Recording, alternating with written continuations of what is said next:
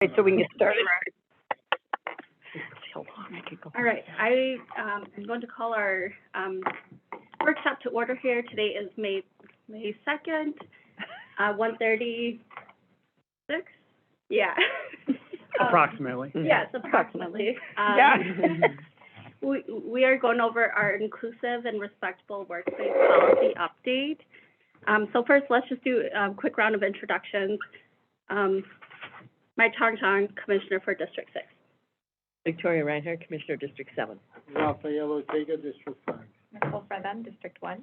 Mary Jo McGuire, District 2. Rena Moran, District 4. Ryan O'Connor, County Manager. Deanna Pesic, Chief Compliance and Ethics Officer. Annie Pulvani, Chief Human Resources Officer. Morgan Ryman-Nagel, Compliance Manager, Policy and Operations. Okay. Alex Gibson, Compliance Officer. Chief Staff. Compliance Manager. Compliance Manager. Albany Chair, Chief Clerk. Kathy Ames, Deputy County Manager. Amy Wassler, Commissioner Fine's Office. Darren Cobalt, Commissioner. Wyoming Yang, Commissioner John. Lynn, Commissioner McGuire. Bill, Commissioner McGuire's office. Stephen Morgan, Commissioner Moran's office. Yeah, well counted. Welcome, everyone. Thank you so much for being here, and I also see a lot of our principal assistants here too, so thank you, commissioners, for having all of our staff here too. So Ramsey County is just nearing the rollout of our inclusive and respectable workplace policy. So today, the Compliance and Ethics Office and the Human Resources Department have partnered to provide all of us a high-level overview of the policy revisions and its history. So today we have Deanna Pesic, our Chief Compliance and Ethics Officer, as well as Dr. Annie Pulvani, our Chief Human Resources Officer, and Morgan Ryman-Nagel, our Policy and Operations Compliance Manager. So I will hand it off to Deanna to get us started. Thank you, Madam Chair, Commissioners. Morgan Ryman-Nagel will begin the presentation, but I wanted to introduce her first because she's new to Ramsey County. She joined Ramsey County in January from the Minnesota Department of Human Services, and she is now serving as the Policy and Operations Compliance Manager. One of her duties is overseeing policy administration and compliance operations across the county.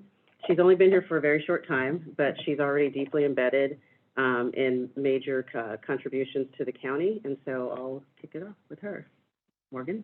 All right, thank you, Deanna, and hello, Madam Chair, Commissioners, and everybody else here. Today, we are going to provide an overview of our updated inclusive and respectful workplace policy. This was a substantial initiative which built a lot of momentum in 2020. It's representative of some of the major projects the Compliance and Ethics Office has done to start here at Ramsey County since its formation. Going forward, the Compliance Office is looking forward to continue to lead these initiatives with in partnerships with other departments as we keep improving, formalizing, and bolstering the county's administrative policy framework. Today on our agenda, we will cover how we got here, when we started, what we improved, why we are doing this, where we go next, and what to take away. Thank you. So how we got here. Policies are managed, or policies that manage behavior or conduct are expressions of cultural aspirations, and organizational culture shifts with the changing climate around it and in its environment.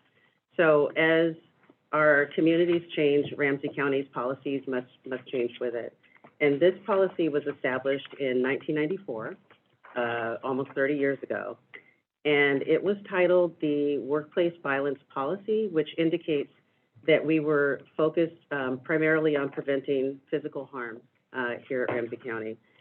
In 1999, we changed the name to the Workplace Violence Prevention and Respectful Workplace Policy, which gets us a little closer to where we are now. but it was a title change with no, significant, substantive changes. And then in 2009, we changed the title again, this time to Respectful Workplace and Prevention, Violence Prevention Policy. And in 2016, we moved the policy into our Administrative Policy Manual, where we house our employee-facing, policies. So 2023 will mark the first major substantive changes, to the policy since its inception in 1994. And they primarily capture, lessons learned, align us, with current interpretations of the policy.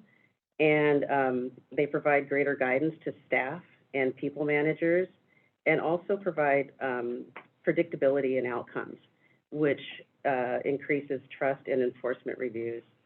And it also aids HR and investigations in ensuring that the policy interpretation is consistent, and aligns with our management, intent. Madam Chair, are we taking questions now or later? Or comments? Anytime you want. Oh, sorry. Oh, you're okay with any time? Okay. Yeah. I basically just want to make a comment, because I'm very excited about this work. Thank you so much. I just wanted to give a shout out, because Kathy Adine reminded me that, and I was very involved in this work, when it was the workplace violence study and the violence prevention work, which started in public health. So, Don Galt was in Ramsey County Public Health. He came to me as a legislator and said, I needed some money. We gave him a $5,000 grant, because we had these little violence prevention grants.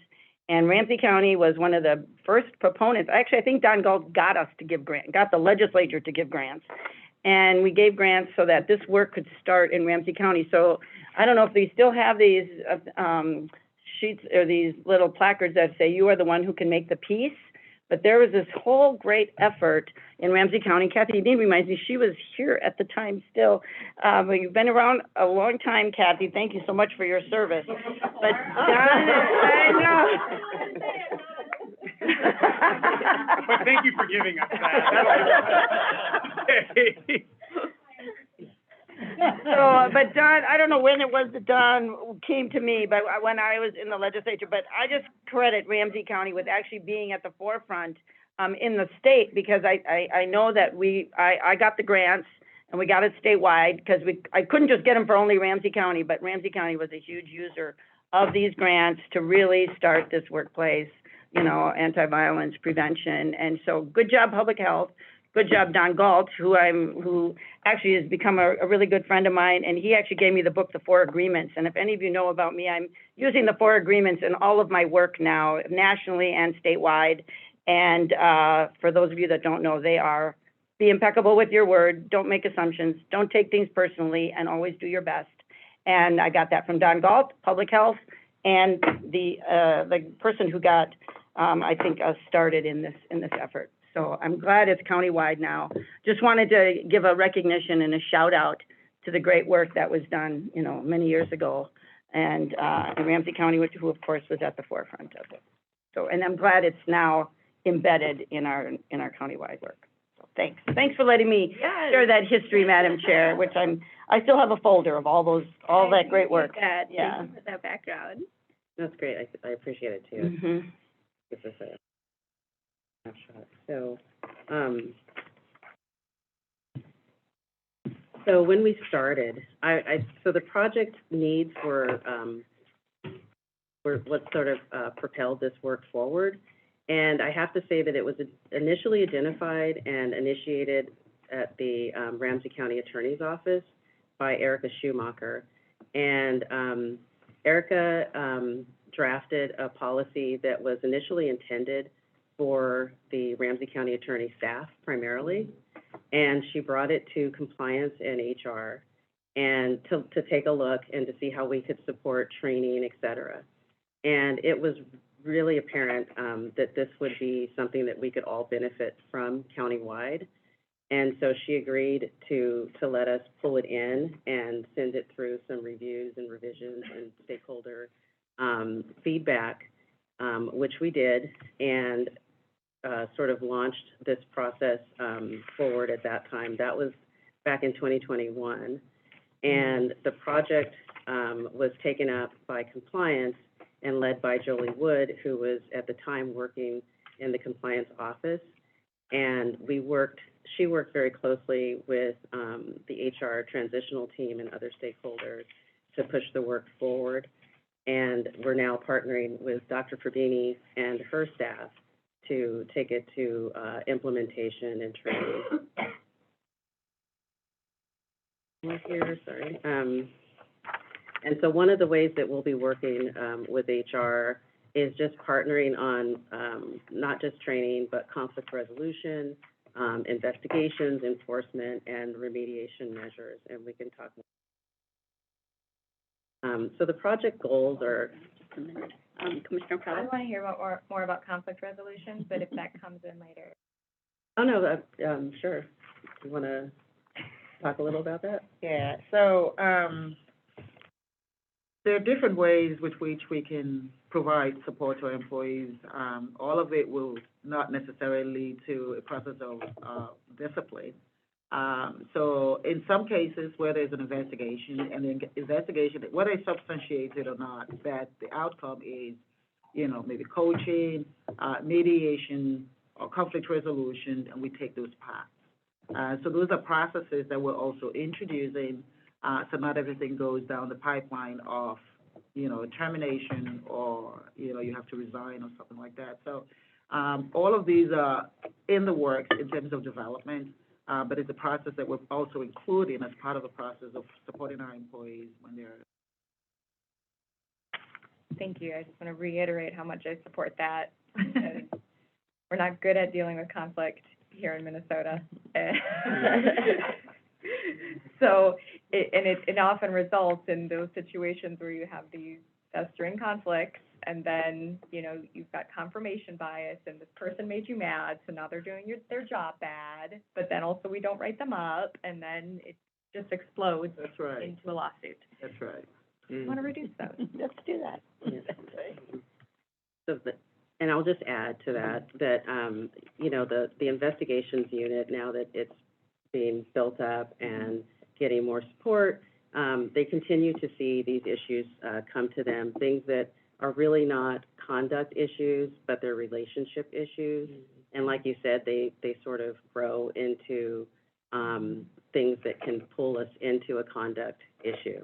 And so, Annie and I have gotten together with, Chris Weber, who's back here, who leads the investigations unit, and we started talking about how some of these issues can be brought into her team, and right now she's volunteered to be, the person we bring them to, so we can have some discussion about, the work that needs to be done, so that, because they don't meet investigation criteria, but they do need to be managed and come back to us in some other form.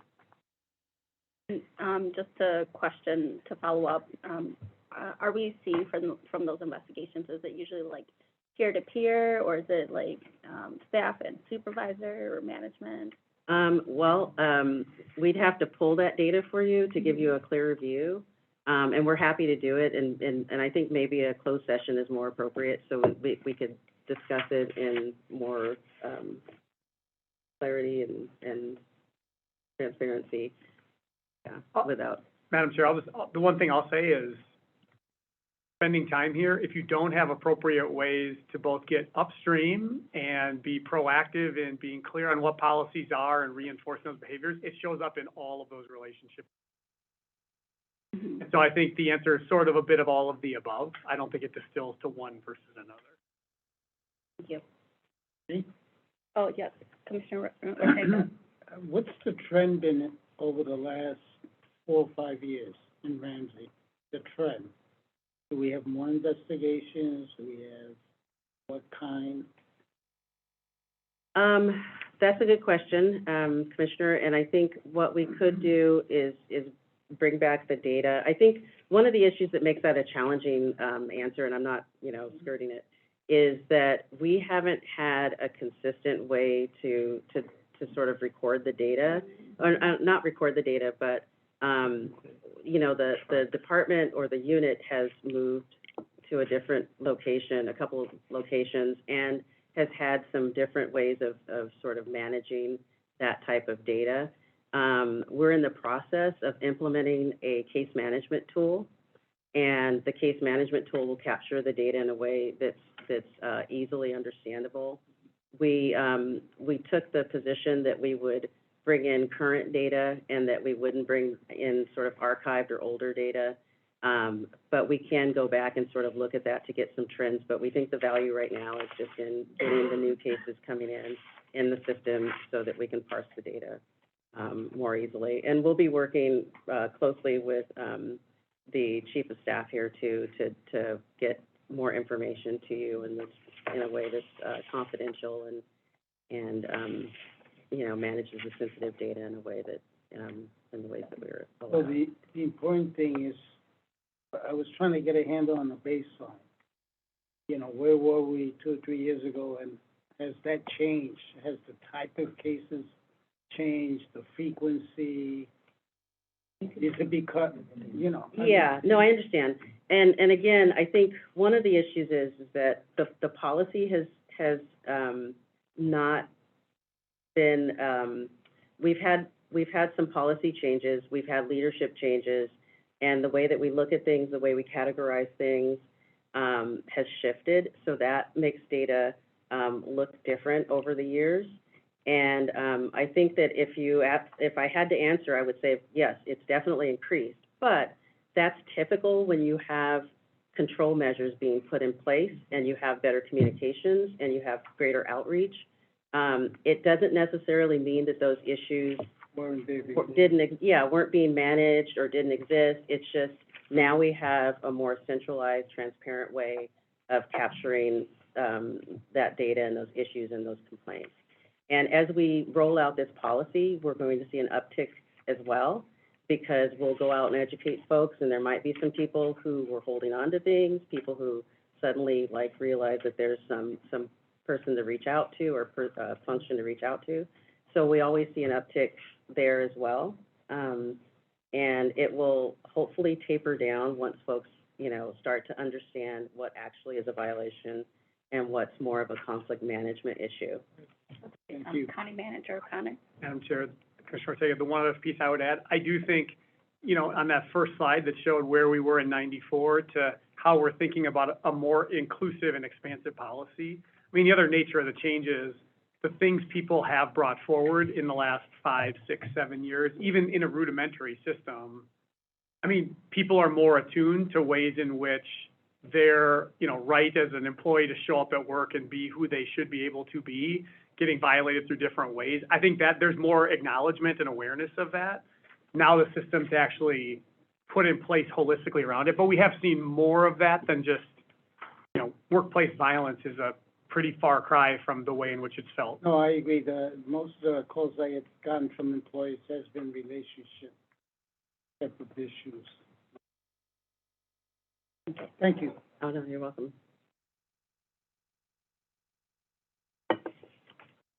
So I'll just run through a few of the policy improvements. A few of them are, we've combined, existing conduct policies that sit in separate individual documents into one cohesive space. For instance, we pulled the non-discrimination, policy and the sexual harassment policy into this policy, so they all sit together as one inclusive, respectful workplace policy, and just aspects of those types of, issues. And then we have a microaggressions, explanation and some help there, because that can be really tricky, and requires some education around it, and, frequently will require, more HR support necessarily than a conduct issue, unless it escalates, right? And then we have a non-retaliation statement, which we hadn't had in the past, making it very clear that non-retaliation is not acceptable or allowed, and some examples of what those things look like. And then we have policy violation reporting instructions, because we want people to know who to come to and how, and also what types of support are available for these issues internally. We used to have them going to their managers, and we still will to some extent, but if this is a conduct issue, within the inclusive, respectful workplace, realm. We want them coming to compliance, to HR. And then, of course, corrective actions. So, that's something that we hadn't had in the past, giving folks an idea of what they can expect in the way of response and consequences, and what some of that escalation chain looks like. Because in the past, we would sort of, I think it was handled consistently, but it wasn't always transparent to folks how that works, what happens, what are some of the escalation points, et cetera. And Dr. Pravini and I are going to work together also to form a team rather, that can look at these issues consistently as they come in, so that we get to see similar issues over time and have more predictable and consistent responses to like issues, and that lends more trust and confidence in the system. And then we want to talk to folks about information, just how to deal with confidentiality in the reporting process, how we deal with confidentiality within the compliance department, but also as a manager, how to handle sensitive information, how not to sort of kind of do a daisy chain of discussions around these things before it comes to compliance or HR. I think that's been sort of just sort of reaching over to your neighbor and saying, hey, this happened, my staff reported this to me, I don't know what to do, what do you think about it, have you seen this before? It can be helpful to managers, but it's very inappropriate, and it can cause other issues in the department. And then, of course, we provide real-life examples on acceptable and prohibited behavior, because that's something that we haven't always had.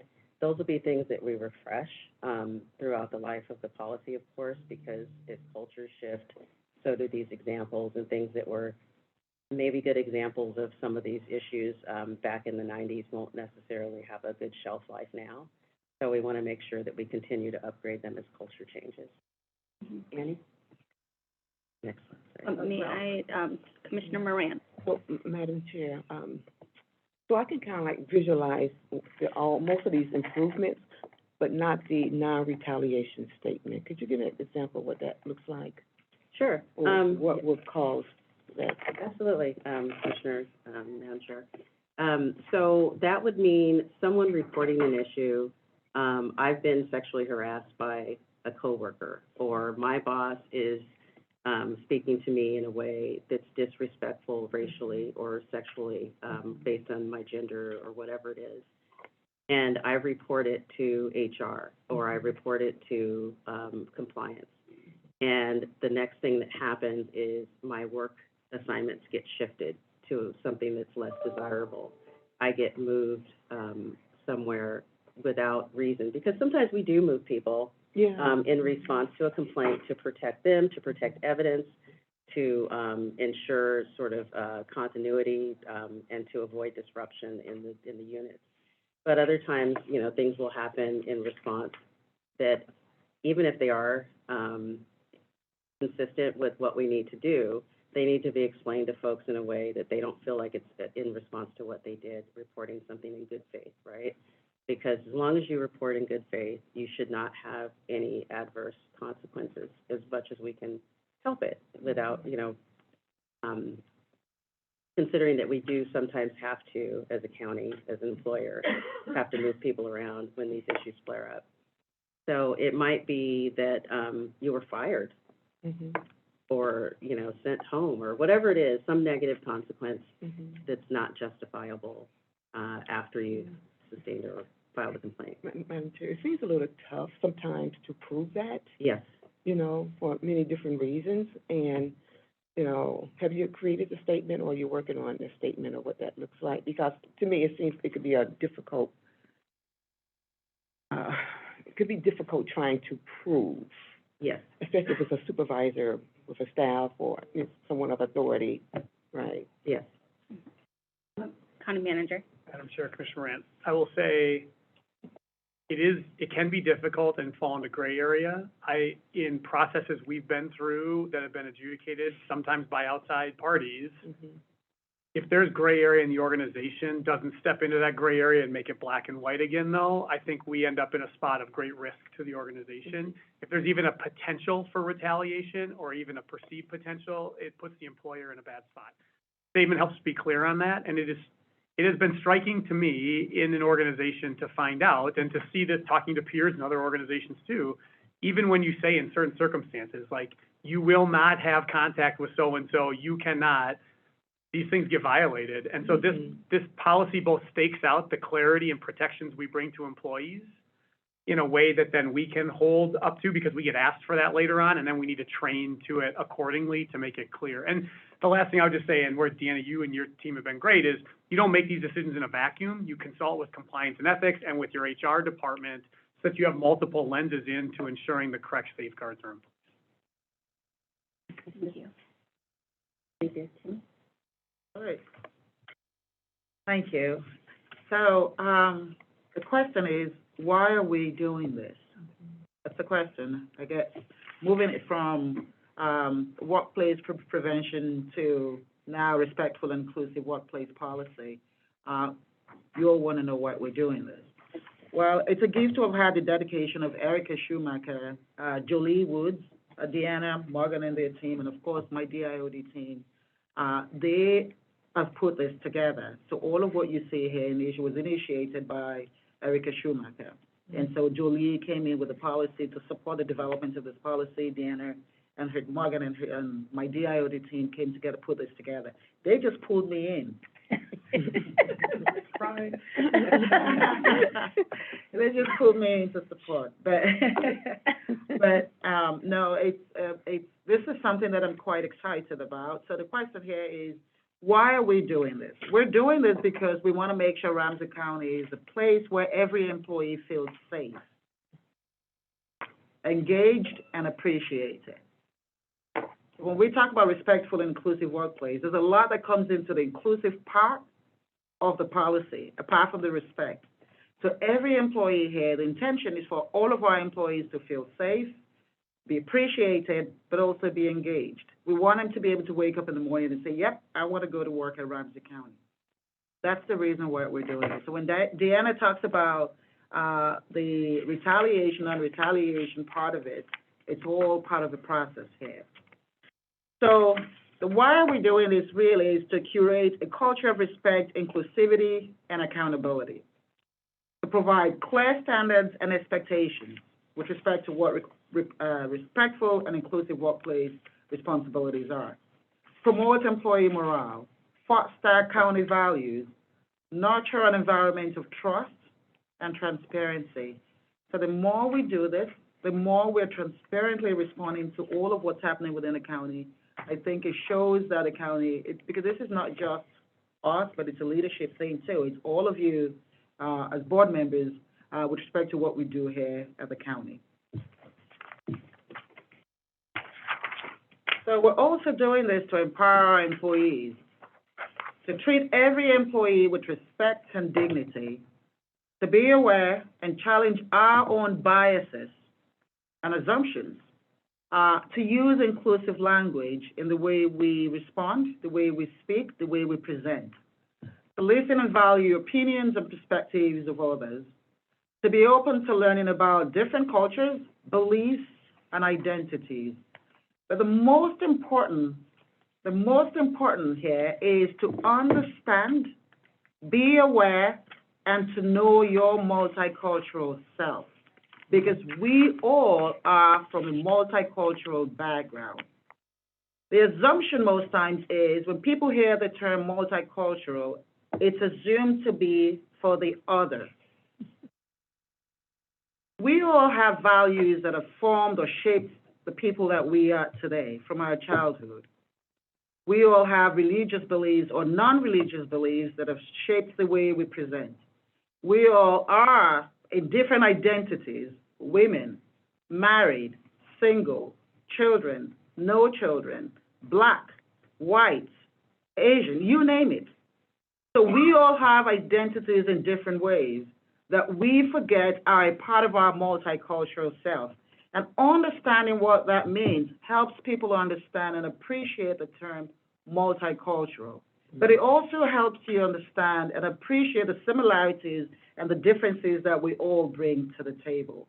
So in this case, understanding the multicultural for us is going to be a part of our process in the training, in developing the notion of what it means, and bringing people to the table and understanding the different cultures that we have. Because we all have cultures. But sometimes when you talk about cultures, it's assigned to the unknown. So it is, what is your culture and what is that to you? What is embedded in that culture that makes you who you are? So understanding yourself is a part of understanding others. So release updates for the policy. So what's next for us? So in Q2, we will finalize the LMS training and communications and training plan. Q3 and Q4, we will implement the communications and training plan. Then Q4 specifically and beyond, we will provide regular review and policy monitoring. Thank you. That's a good segue. Monitoring is deeply embedded in our compliance cycle. And Ryan smiles because he knows how much I love talking about this. Our compliance cycle is made up of 7 elements that are core to an effective compliance program. And I include these elements in many of my discussions because they're the standards, their standards are articulated by the U.S. sentencing guidelines for organizations, and they're used for evaluating the robustness of compliance for all forms of entities, corporate, nonprofit, government entities. And they demonstrate our commitment to compliance. And if we find ourselves under regulatory scrutiny, our commitment to compliance will be judged by our program and not just what we say. So it's very important. The elements could be listed anyway, in any form. I choose to list them as a circle because I believe it's a continuum. And at the center of the circle is compliance staff. And when I discuss the continuum, I use my organizational chart as each of the compliance functions within the organization touches one or more of these elements. This policy, however, touches all aspects of the continuum because, for instance, policy procedure at the top, the element ensures that policies are in place and implemented and regularly reviewed to address key risk and professional conduct issues. This policy is at the core of our expectations of professional conduct and mitigating related risk of noncompliance. And then the next is training and education, which requires that we provide adequate training to our staff to ensure they understand our organizational expectations. And again, this policy does that. Effective communications requires that we develop and maintain effective communication channels to allow reporting of any non-compliance with laws or policies or procedures. And we have our we have channels that we have developed and that we're continuing to improve on. And then enforcement. And enforcement is comes through compliance investigations, but it also comes through HR support, right? Because sometimes issues don't reach the level of having to go through a misconduct process, but they do need to be managed. And so being able to have adequate channels to report issues gives credibility to the policy and to the organization's commitment to enforcing these things, because if people don't get responses, then they don't feel taken care of. And, you know, that's one of the reasons that we've been building up our staffing in the investigations unit. And then, of course, Can you share like an example of where you said like it doesn't rise up to that level of that? So we get reports, for instance, of folks coming to, they'll report an issue to investigations unit, and it may be some sort of conflicts that they're having back and forth with a colleague or several colleagues in some cases. And it's been contentious, but not to the point of being, qualifying as harassment or discriminatory behavior, but certainly disruptive and unprofessional.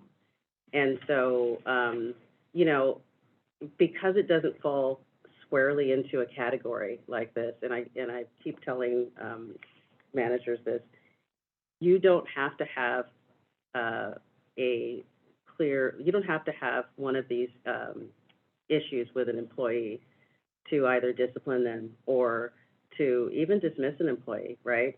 If you have rampant unprofessional behavior in your unit that's disruptive to the work, that's disruptive to the culture, then it needs to be addressed. And typically it would be addressed through HR stepping in and helping to manage the conflict, and also identify where you might just have a poor fit, right? Someone who isn't perhaps mature or professional enough to be in that environment, and something needs to be done there. But it doesn't necessarily violate, you know, a discrimination complaint, or it doesn't rise to a discrimination complaint or harassment, et cetera.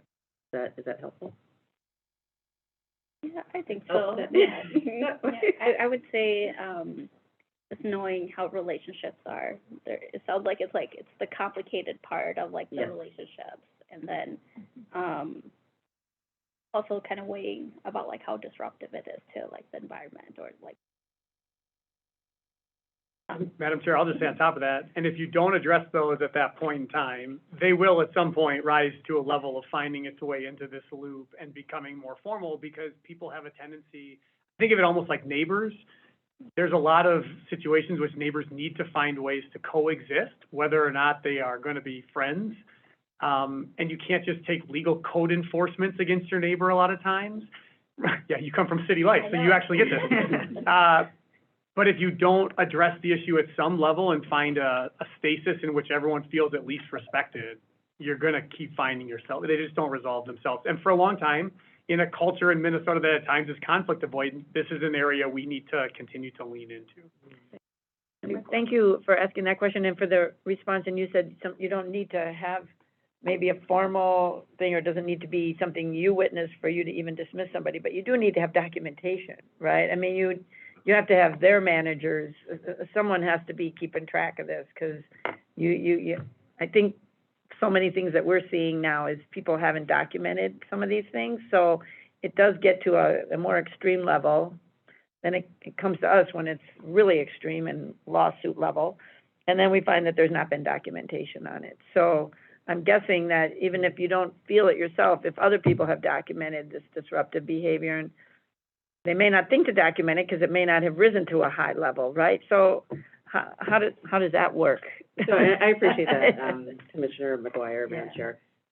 So I guess what I need to sort of level set on is, in terms of coming to compliance and having it managed as a conduct issue within compliance, and I don't mean to oversimplify. I mean, if we want managers to understand that there are ways that as a manager, they need to deal with these issues. And some of them will be brought to us for the purposes of maybe managing these difficult, challenged, undocumented behaviors. And if we can't make it fit into something that it's not. And not that we've ever been asked to, but, you know, we can't do that. The policy here is for conduct issues, it's for cultural issues. If there are relationship issues, if there is, there's been a lapse of oversight in documenting unwanted behavior or undesirable behavior, we're not the place to bring it to. We can't, but we bring it to us, and we will work with HR, exactly, to work through all of those steps that you talked about, because, you know, you do have to recognize some of the formalities that need to be met to deal with these things. But HR is better suited to do that, and compliance deals with the conduct issues. Correct. That's helpful. Thank you for that distinction, that right of, we're talking about two different things. Mm-hmm. Commissioner Reinhardt? Well, and I can see where, there can be a connection between them. And kind of one of the things that I think you mentioned it earlier, actually, was the idea of somebody using it, to get somebody else in trouble, that it could, could backfire in some ways. But I think in our training with staff, I would hope that we would talk about, if there's something that, that you write it down. It may not ever come to anything. I mean, we've done that with, things that have happened to us as commissioners, or I have anyhow, and reported it so that it was documented. Not gonna do anything about it right now, but something's been it wasn't in this area, by the way. Thank you. Yes. No, but it was just, it was a safety issue, actually. And so if something happens again, or if there's something that comes up, it's like, okay, we've got some documentation because I reported it at the time it happened. And so documentation, I think a lot of times people think that they have to have this long list of things and dates and times and everything else, and that's not necessarily true. Plus, if you've got, in this case, where it's harassment, not, what I was talking about, it's hard to explain it without saying what it is, but I'm not going to. But it's not like people that are wanting to harass somebody are going to be out in the middle of the circle and saying, hey, I'm going to harass you. And so a lot of times it does have to come down to he said, she said, he said, whatever. And that, when that comes to you, it goes to her, or goes to HR. Necessarily come right to you. So it also depends on the severity of the situation. Here at the county, we have unionized employees, non-unionized employees. So there's a path for the unionized employees, because we have to involve the union in that and all that we do there. Regardless, for the non-unionized employees, if it goes to, normally, most times it goes to compliance. And if compliance looks at what it is and it's not a compliance-related issue, she brings it to HR. And with HR, that's where we come in, So you talked about documentation. Documentation is a huge part of the process. Whether it's compliance, whether it's HR, that's part of what we encourage managers and supervisors to do. Part of the HR roundtable, too, is providing all of this feedback. Labor relations have their part. They provide us feedback, documentation. It's important, regardless of who is doing it. Let's say the employee goes to the manager, reports to the manager to some relationship issue or something that might have happened. It's a responsibility of the manager to take notes of what the employee has said, or encourage the employee to provide that information in writing. And let's say the manager brings it to compliance, and compliance feels, well, this is a relationship issue, turns it over to HR. We will want to see the notes. And also, HR will now do our own investigation, not necessarily the type that compliance does, which leads to all of the substantiations, but we will do our own investigation, because here now we're talking about probably mediating or conflict resolution.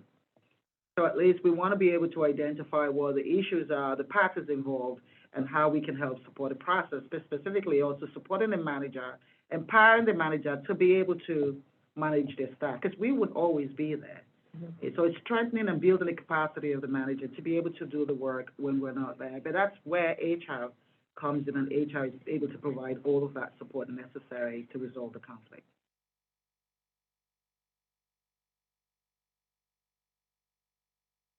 Okay, so back to our circle. So at the top, we have implement corrective actions, and this is quite possibly the most important of all in the circle, because it allows us to improve. It includes regular policy review, lessons learned, employee feedback, cultural changes, and it all loops back into this continuum. It gives us an opportunity to step back and see root causes, initiate policy improvements, which we plan to do, that address issues strategically by setting up preventative measures. So rather than managing an endless loop of repetitive cultural issues, we're getting to a root cause so that we can step out of it. Morgan? What to take away? Today, you should walk away knowing that Ramsey County is committed to creating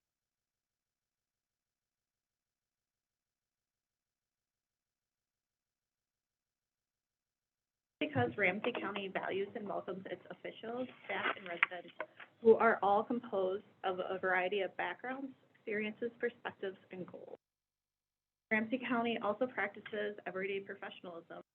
Staff are expected to treat each other as professionals and respect everyone's unique knowledge, skills, and experiences they bring to the table in their work in public service. The inclusive and respectful workplace policy has been the foundation for these values for almost 30 years. Therefore, it is critical that this policy continues to grow in order to reflect the current workplace climate, culture, and core values of Ramsey County. How to reach us. You can reach the Compliance and Ethics Office through our general group inbox that's managed by the compliance managers. That's compliance.questions@co.ramsey.mn. Likewise, you can reach the Human Resources Office at their group email address, which is contacthr@co.ramsey.mn.us. Yes.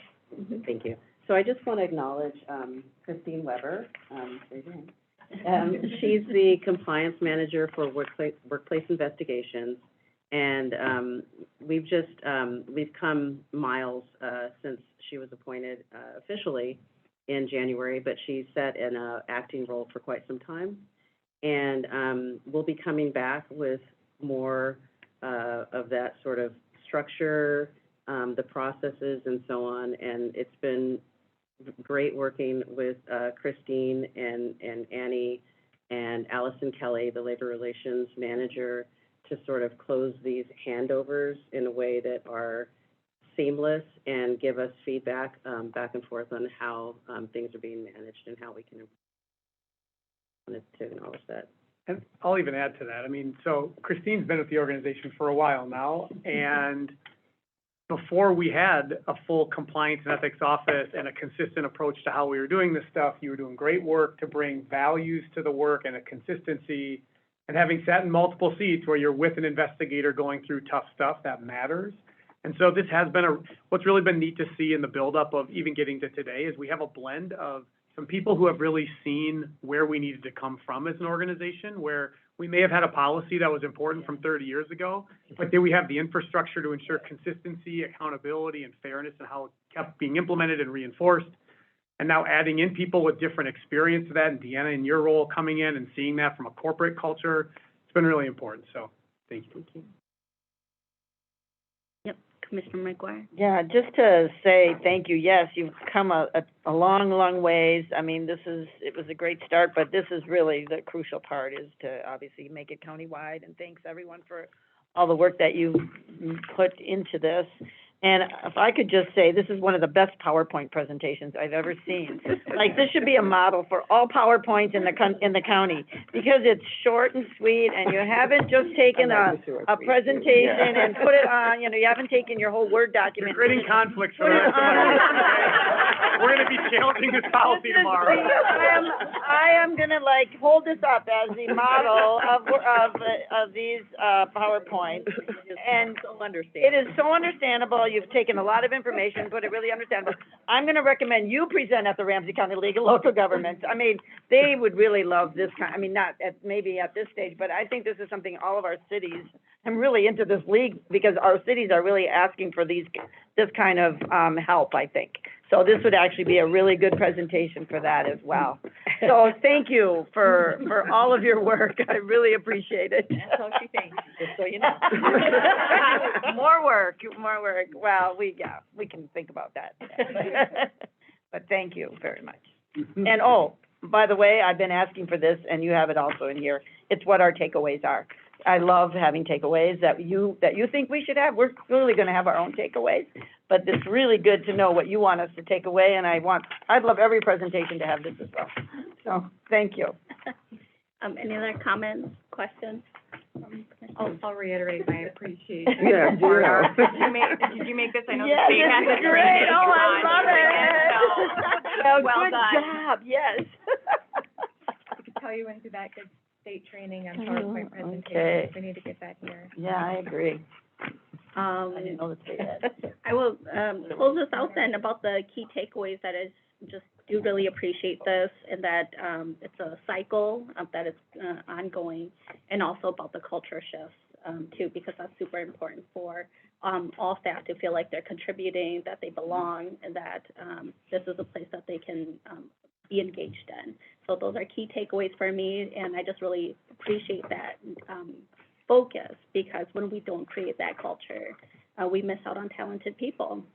Yeah. Thank you. Thank you. Thank you. Good job.